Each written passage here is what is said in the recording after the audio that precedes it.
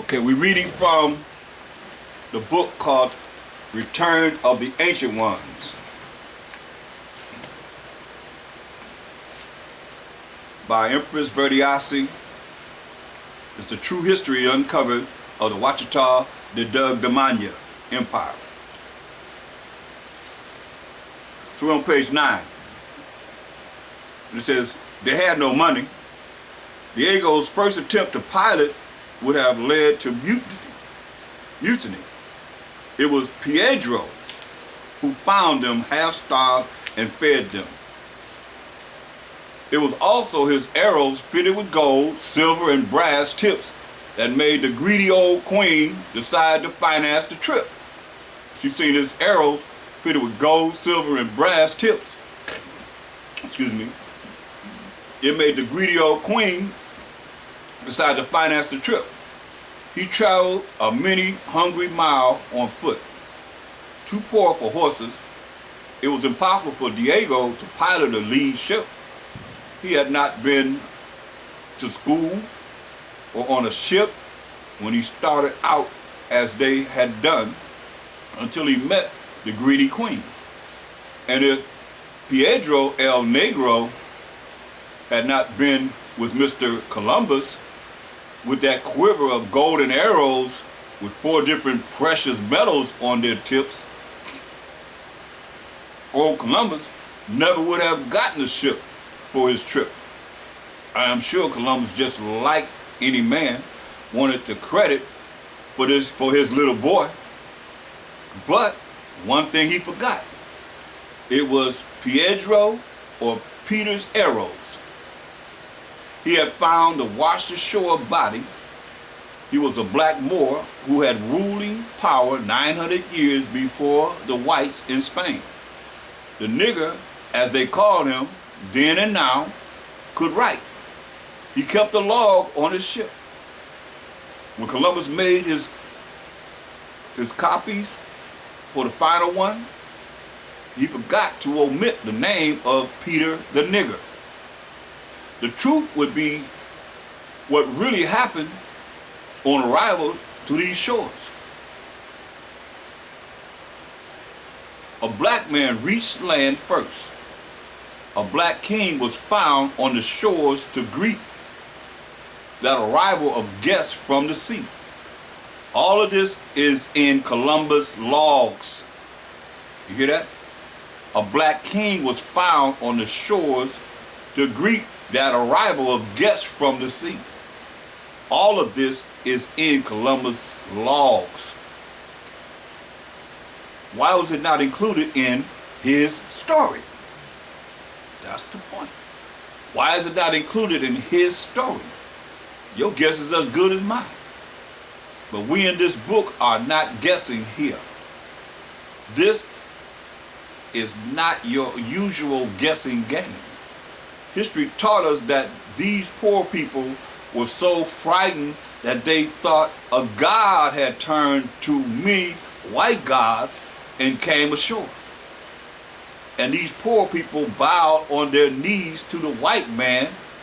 What a lie. What Mr. Columbus got was a welcome and hospitality. Now, being white, he tried to get this king to be the one to come to him. But let us read Columbus' own words and see his own map. Okay? Once again, it says, let us read Columbus's own words and see his own map. The missing truth. This was a beautiful city and handsomely constructed by the engineers of today. Is one of the wonders of the building world. Who could say that they were not civilized as they had a government? The white man has always lied to cover a reason for his plunder of other nations. So you can see here. Show you a picture here.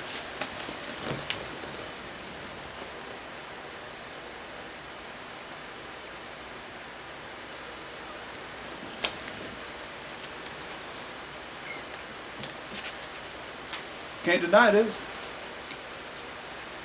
We don't want to dwell too much on Mr. Columbus' voyage, as he never made it to the Ouachita himself. Later followers found their way to a rich valley by following the route or road of the Negroes. The waterway was used as roads. This one is called Rio Negro. Rio Negro. That is what Ouachita meant, black. This is why they, the white men, had to change a word or substitute a word for Ouachita. But its sound never changed. This does not mean all of the whites were wicked. They were making a name for themselves. This was important to them then and now. The truth may hurt a tiny bit, but we gotta tell it. A white lie does not make a lie a good lie. A lie is a lie. The time has come for us to pull the cover off the lie, whereas the naked truth can come forth without any clothes on, just bare facts. That goes along with Isaiah 47:3. Isaiah 47:3. Thy nakedness shall be uncovered. Yeah, thy shame shall be seen. That's what we're doing right now. Do just this information. Uncovering the lies. He said, I will take vengeance, and I will not meet thee as a man. He will take vengeance. That's what Mashiach Yahushua coming in the power of the Most High. He said he gonna meet him as a man. See how? Now we will let you see the maps of the so-called discovery. Here it is right here.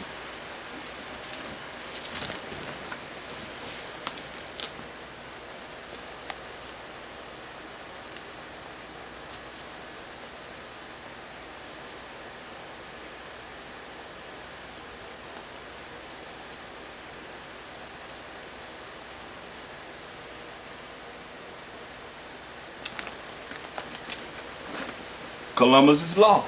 So, can't nobody gainsay on this. It's a fact. It's a fact of the matter.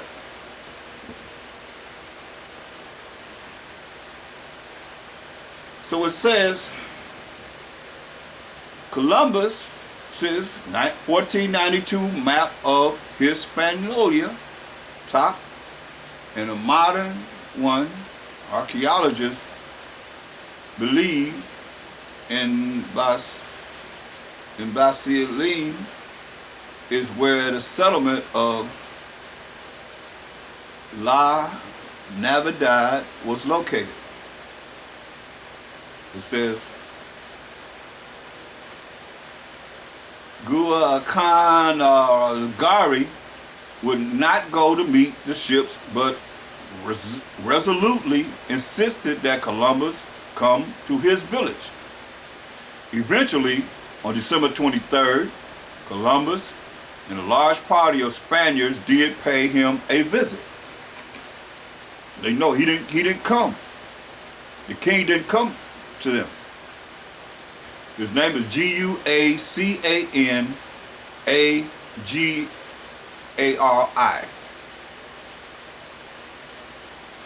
So the lie that they said we came bending down to him like they was somebody, no. He had to go to him. He didn't go to him.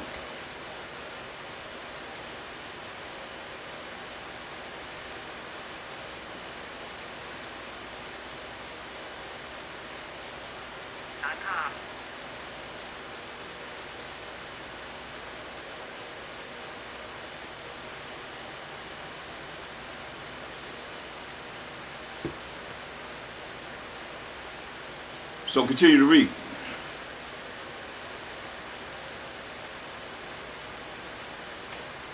Columbus and a large party of Spaniards did pay him a visit, the king.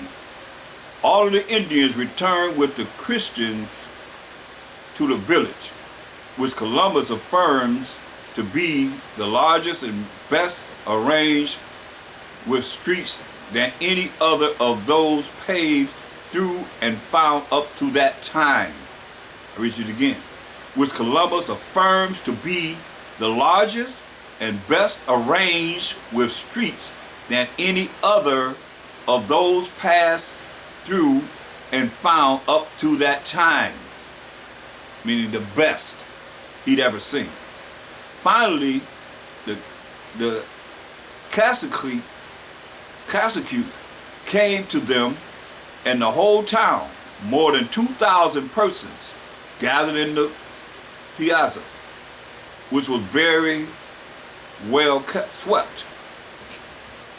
This king was very courteous to the people from the ships, and each of the common people brought them something to eat and drink.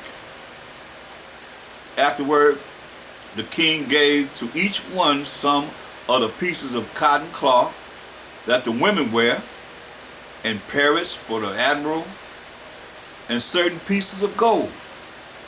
The common people also gave the sailors some of the same pieces of cloth and other things from their houses, for small things that the Spaniards gave them, which from the way they received them seemed to be esteemed as sacred relics.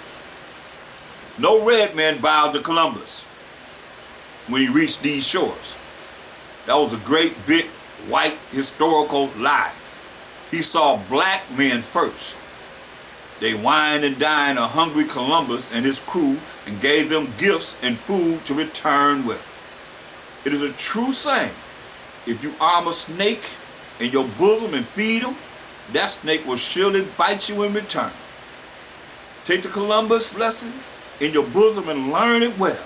A snake is a snake regardless to the breed, color, or kind.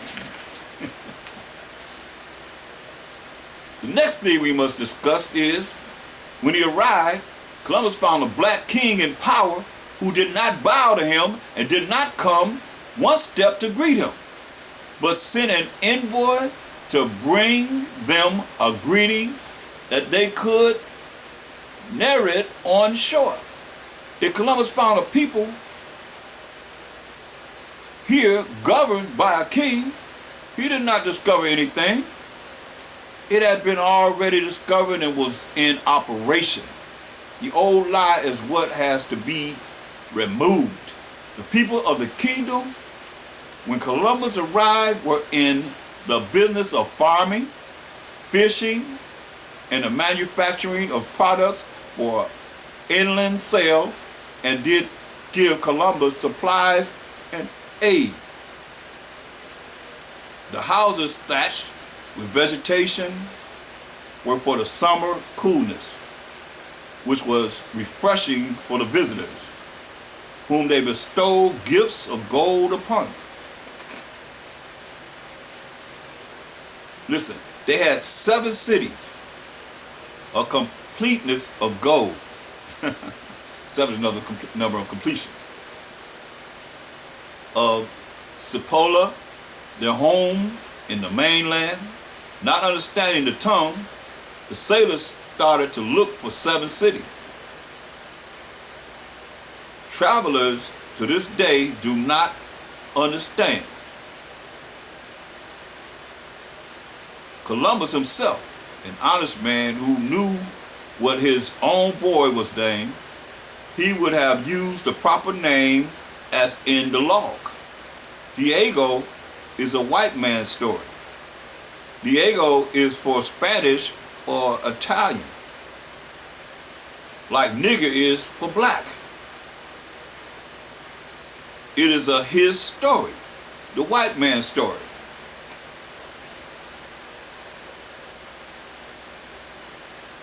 So, and this is another picture I'll show you.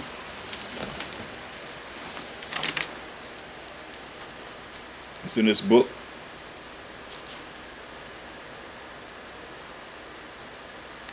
So, like I say, you can't beat this. You can go all around the world. When you have actually what he said and what he wrote down, there's no question about it.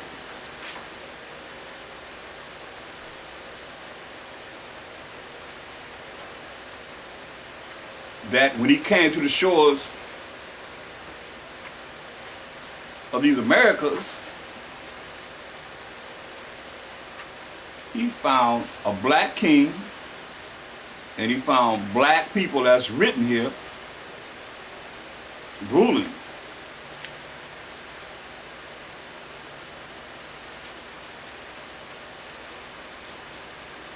Striving. That's why when you look at even from us, you know, coming from Africa, we were very intelligent people. They didn't just get somebody flying around in trees naked and all that stuff like Africans do. No. We're very intelligent people. And I hope you'll take this and want to know more information. One more. All right. Shalom.